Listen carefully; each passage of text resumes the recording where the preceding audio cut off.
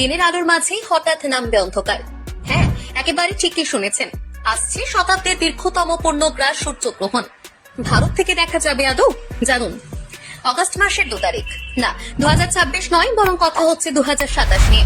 দেশে সেদিনে ঘটতে চলেছে এক বিরল ঘটনা। পৃথিবী এমন একটি ঘটনা প্রত্যক্ষ করবে যা প্রজন্মের পর প্রজন্ম থাকবে মনে। আসলে সেদিন দেখা যাবে 21 শতকের দীর্ঘতম পূর্ণগ্রাস সূর্যগ্রহণ। এখন প্রশ্ন হলো, এই সূর্যগ্রহণ আদৌ ভারত থেকে দেখা যাবে কিনা? বিজ্ঞানীরা বলছেন, সূর্যগ্রহণের ফলে প্রভাবিত অঞ্চলগুলি 6 মিনিট 23 সেকেন্ডের জন্য গভীর অন্ধকারে ডুবে যাবে।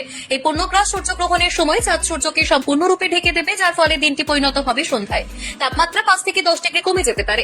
আটলান্টিক মহাসাগরের উপর দিয়ে শুরু হবে গ্রহণ। চাঁদের ছায়া প্রথমে জিব্রাল্টার প্রণালীর কাছে স্পর্শ করবে। এরপর দক্ষিণ Spain, Morocco, Algeria, Tunisia, Libya, মিশর এবং মধ্যপ্রাচ্যে কিছু অংশ জুড়ে নেমে আসবে অন্ধকার। যদিও মার্কিন যুক্তরাষ্ট্রের মতো দেশ এবং ব্রাজিল সহ দক্ষিণ আমেরিকার বিশাল অঞ্চল এই অসাধারণ ঘটনার সাক্ষী থাকতে পারবে না। এমনকি ভারত থেকেও দেখা যাবে না এই পূর্ণগ্রাস সূর্যগ্রহণ।